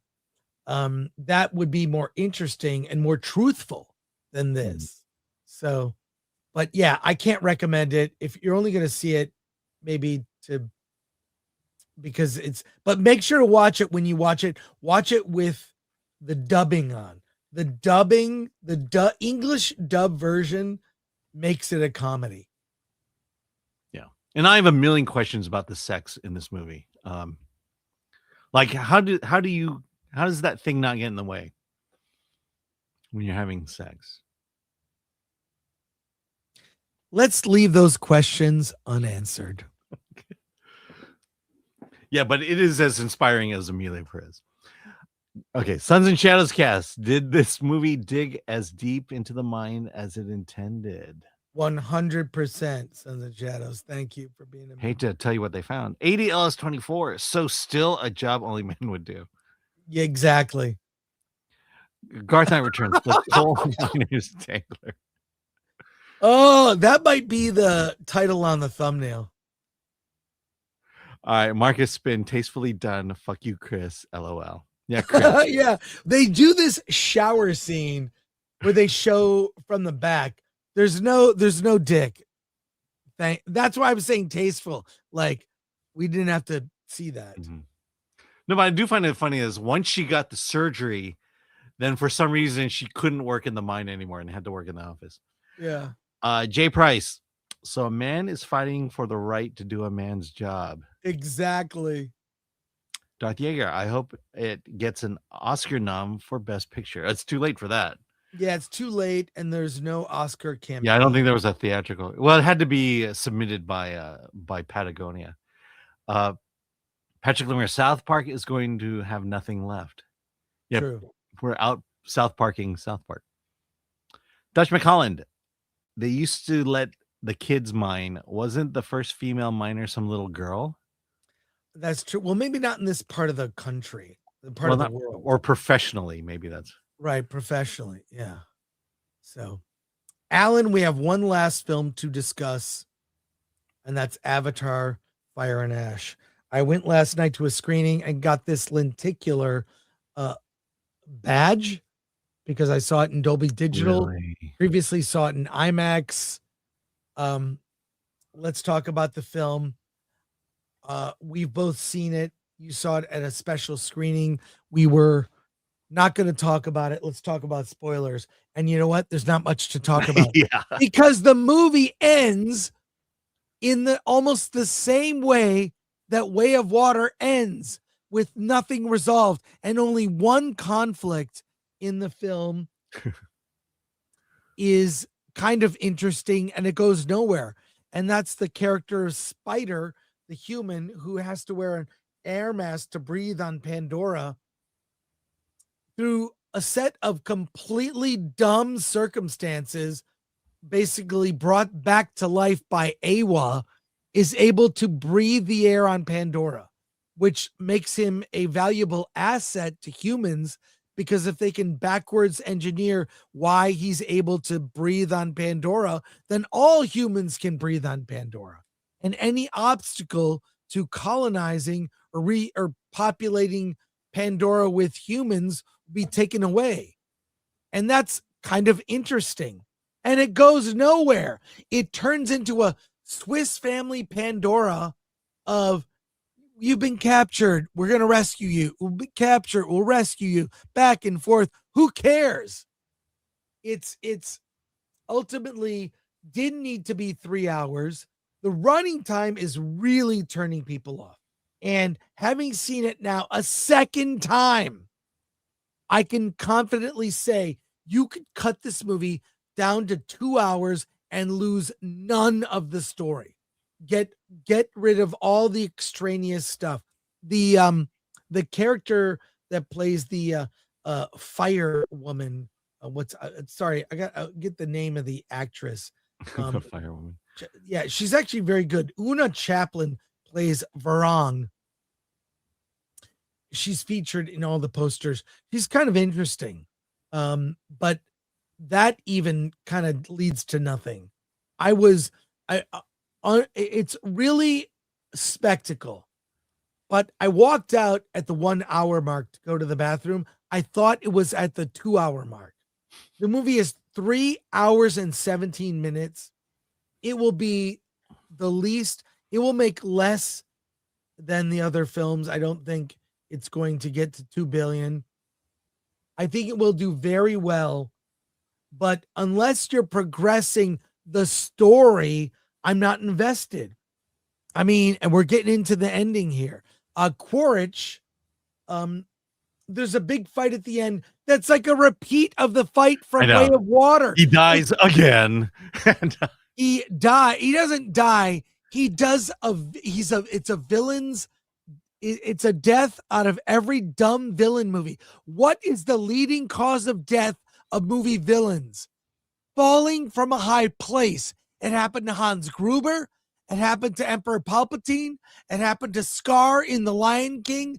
Villains don't die. They fall into the abyss where they might return. And that happens to Miles Quaritch at the end of this. He does it himself. He just drops off into the abyss because he's coming back, of course, or Cameron ends the trilogy here and that's it. Which he could do.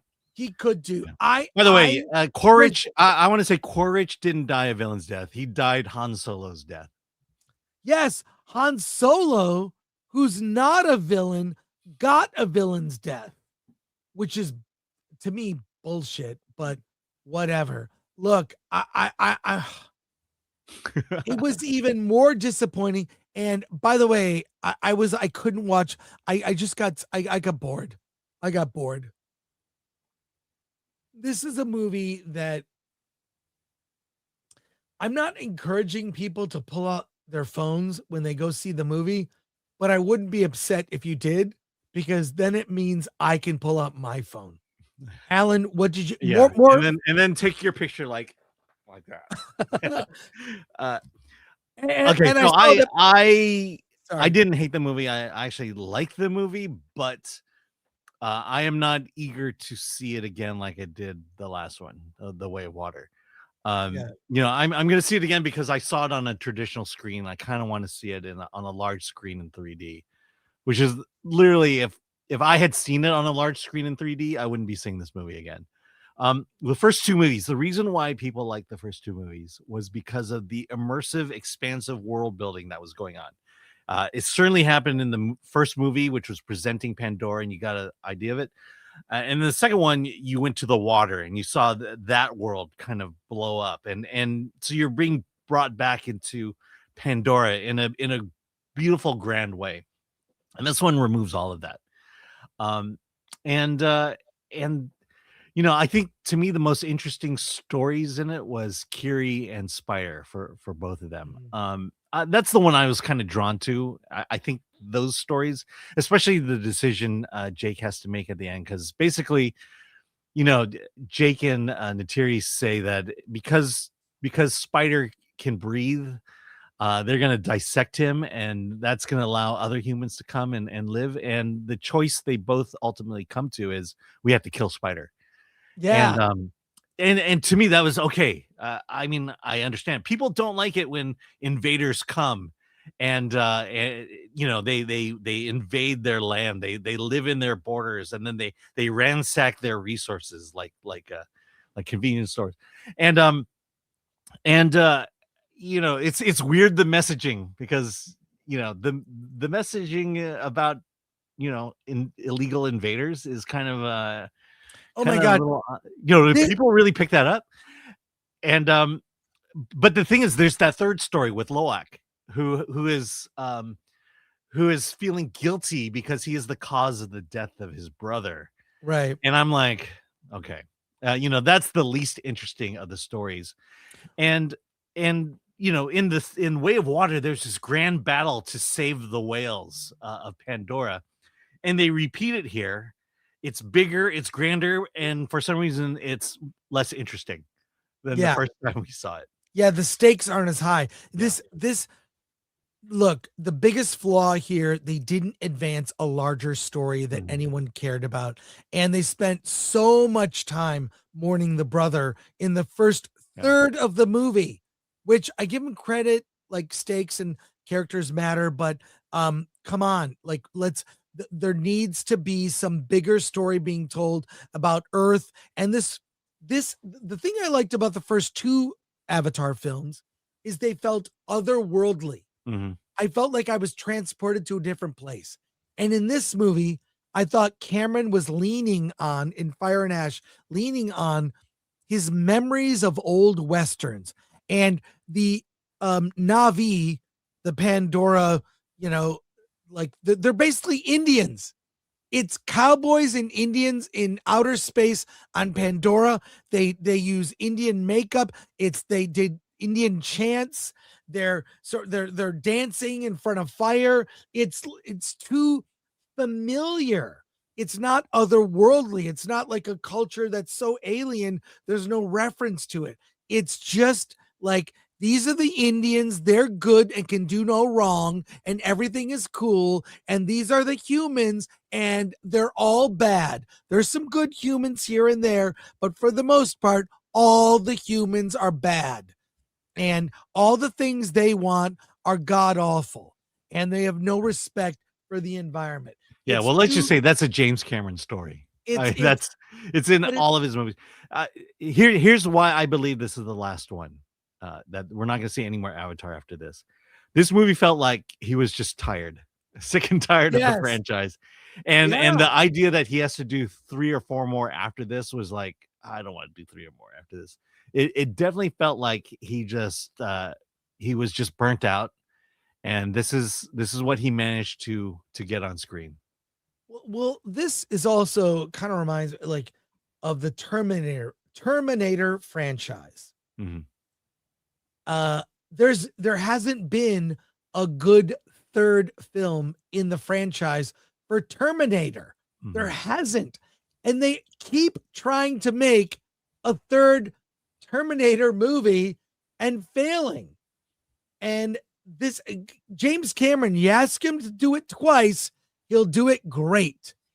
Ask him for a third round, he will disappoint. And that's what this is. A disappointment. Well, I'd tell you why this movie had to be made, because after watching the documentary of how Way of Water was made, he had spent so much money on the technology, he needed a third movie to help cover the cost of the second movie. Yes, that's right. That documentary, which I guess is on Disney Plus, about how they made. It's an incredible documentary. If you love filmmaking and special effects, watch that documentary. The documentary was better than the movie, in my opinion, about Avatar, Fire and Ash. It's actually about the making of Avatar, Way of Water, Fire and Ash. But there are 2 other films in the Avatar franchise. And it has to go to an interesting place. It has to go to an interesting place. And what? It's got to go somewhere. Well, see, that's what I'm saying. I mean, this movie tied up loose ends. You could literally end it here. Well, and you have a complete, satisfying story. Trilogy. Yes. I want to see what the other films. Yeah. But the thing is it's not like they left you on a cliffhanger. No, where's the Sully family going to go next? They lived happily ever after for the most part. The human invasion is over. That's it's like, I think to your point, I don't know what more I want to get out of Avatar or out of Pandora at this point. Yeah. Yeah. I don't feel compelled. I don't have any questions in my mind as to what's going to happen next at the end of this.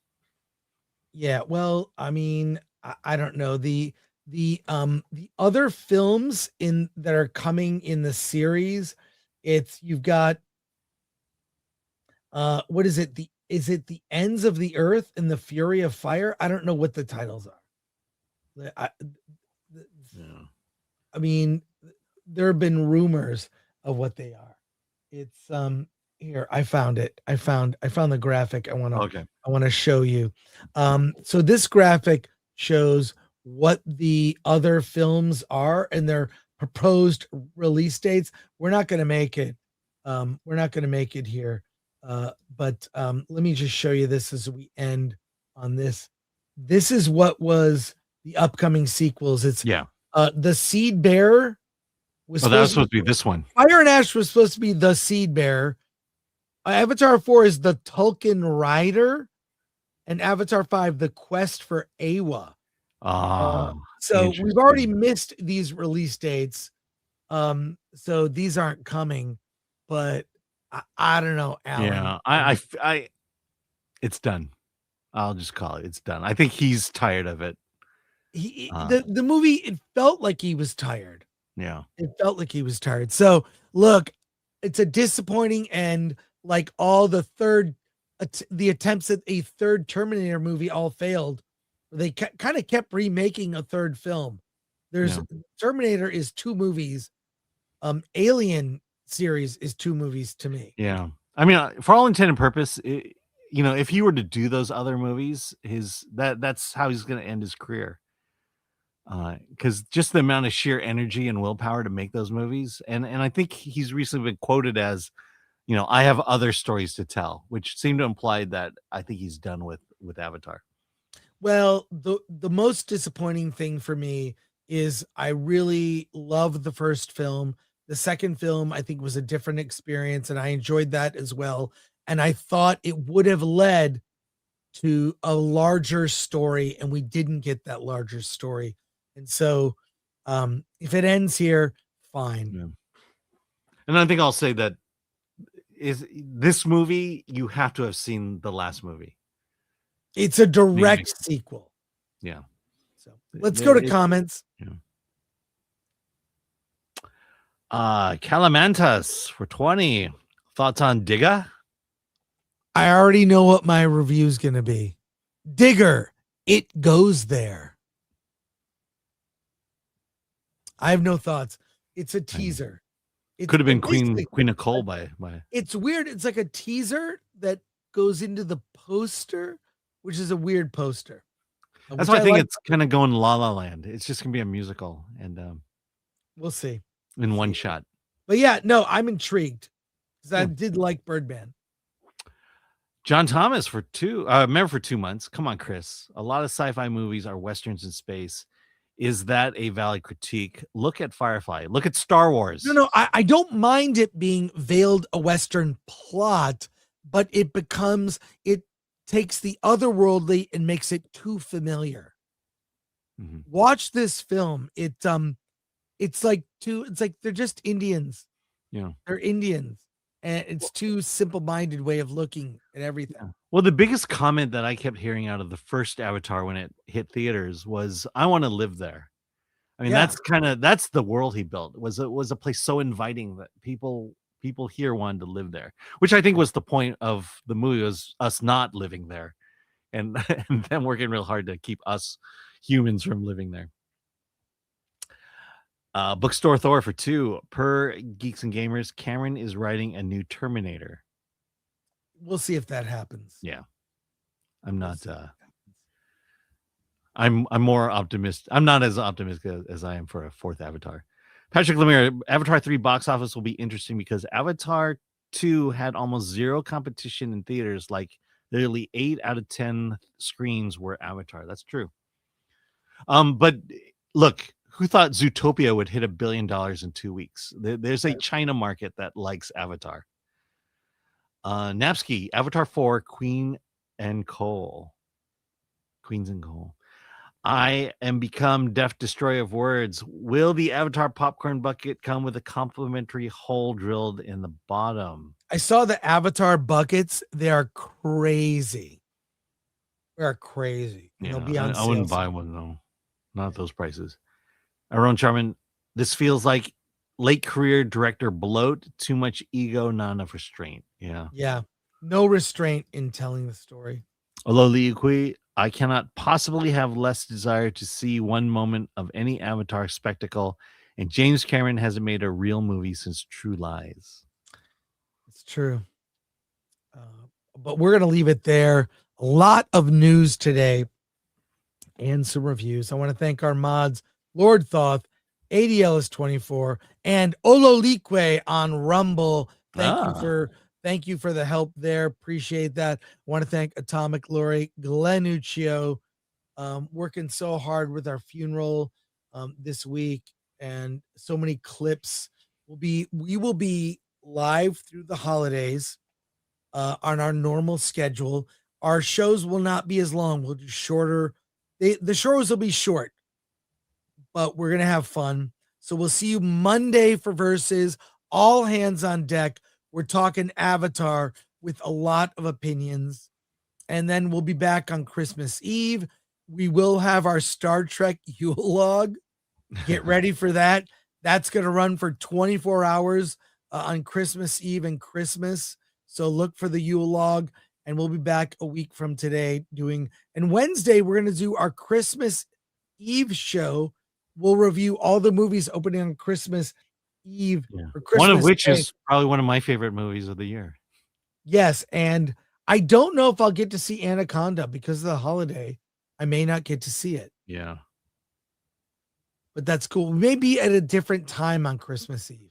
Maybe we'll do the show earlier and get it out of the way. What do you think, Alan? Maybe. I mean, we are doing it in the morning, right? Yes. Okay. Check your note on Wednesday. On Wednesday, we're Should doing we do it in the morning. 9 o'clock. What is chat? You want to do a 9 a.m. No, show? some of us want to spend Christmas Eve with their family. No, we'll decide right now. Do you want to do Christmas Eve? 9 a.m. Let's do it. Yeah, 9 a.m. Okay, good. 9 a.m. Christmas Eve show. It's happening. And I want to thank everybody, especially those that sent us super chats. You were so generous during the funeral. We appreciate it. And thank you all so much. That's it. Alan, what are you doing this weekend? Oh, yeah. I have a show tomorrow. They wanted me to specifically announce National Comedy Theater 7:30. Yeah, the Christmas tends to be a little slow. So if you happen to be in San Diego, want a good time, improv comedy, nationalcomedy.com. 7:30. And I'm shopping this weekend because I should be. I'm wholly unprepared. Although we did a gift exchange. Maybe we'll show some of that. We did a gift exchange and had a little mini party at Yard House last night for Film Threads. Atomic Glory, I sent Alan with something. Yeah, I have your gifts. I'll have to drop it off sometime this weekend. Don't get excited. Don't get that excited. It's not that impressive. But that was a lot of fun. Maybe we'll show footage from that next week. Oh, did we film it? Yeah. We had a champagne toast. Oh, that's right. Thanks to Steve who brought champagne. Thank you, everyone. See you next week. Happy holidays. Get that shopping done. Alan? Let's get out of here.